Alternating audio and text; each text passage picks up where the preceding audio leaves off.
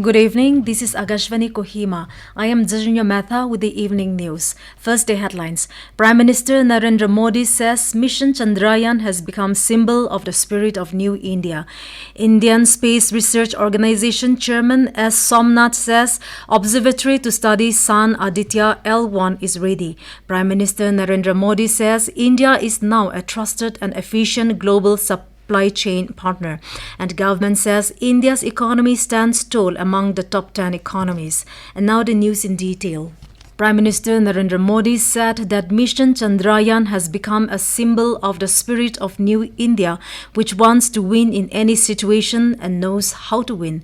He said today the country's dreams are big and its efforts are also big. Addressing the nation in his Mann Ki Baat program on Akashvani today, the Prime Minister lauded the successful mission of Chandrayaan-3, saying that India has proved on the 23rd of this month that some sons of revolve rise on the moon as well. Stressing on women-led development, the Prime Minister said that where the might of women's power is added, the impossible can also be made possible. Highlighting the potential of the country's young generation, the Prime Minister mentioned the success achieved by youth in sports. Terming India's G20 presidency a people's presidency, Modi said the spirit of public participation is at the forefront. He said more than 1.50 crore people are associated with the events being organized across the country. Modi emphasized that India has made G20 a more inclusive forum during its presidency, as the African Union also joined the forum and the voice of the people of Africa reached the world. Indian Space Research Organization ISRO Chairman S. Somnath said that Aditya L1, the satellite, is ready and reached Sriharikota. He said the launch is expected in the first week of September and the final date would be announced in 2 days. Briefing media in Thiruvananthapuram, ISRO Chairman said Aditya L1 is the first space-based Indian observatory to study the sun.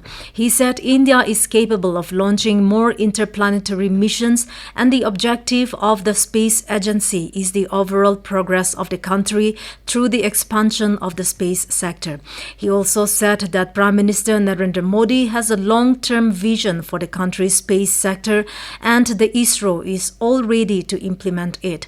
And elated Somnath said he and his colleagues were happy and proud to be part of the great achievement of the ISRO and requested people to continue the support in the future endeavors. Prime Minister Narendra Modi has said that India is now a trusted and efficient global supply chain partner. Addressing the B20 Summit India in New Delhi today, Modi referred to supply chain issues during the pandemic. He said when the world needed medicines during the COVID pandemic, India, as the pharmacy of the world, provided life-saving drugs to more than 150 countries. He emphasized that we have to largely focus on building mutual trust, which was destroyed during the pandemic. He highlighted that in an atmosphere of mistrust, the country that is standing in front of the world with full sensitivity, carrying the flag of faith, is India. The Prime Minister said India has become the face of the digital revolution at the time of Industry 4.0. He added that businesses can transform potential into prosperity, obstacles into opportunities, and aspirations into achievements, whether they are small or big. He emphasized that a profitable market can be sustained when there is a balance in the interests of producers and consumers, and treating other countries only as a market will never work. Modi pointed out that it will harm even the producing countries sooner or later, and therefore making everyone equal partners in progress is a way forward. The government said today that India's economy stands tall among the top 10 economies, showcasing its remarkable resilience and growth on the global stage. The government released a graph comparing India's GDP annual growth rate with the US, China, and other top economies in 2023.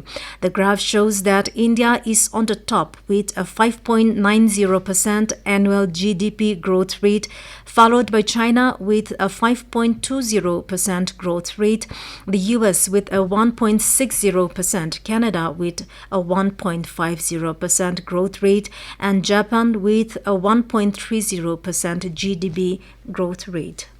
This news comes to you from Akashvani, Kohima. You can also listen to this news bulletin on News on Air app and YouTube channel AIR News Kohima. Government has introduced additional safeguards to prevent exports of non-basmati white rice through misclassification as basmati rice. To check the domestic prices and to ensure domestic food security, the government has been taking measures to restrict export of rice from India. The government said it has received credible reports regarding misclassification and illegal export of non-basmati white rice, export of which has been prohibited with effect from 20 July 2023.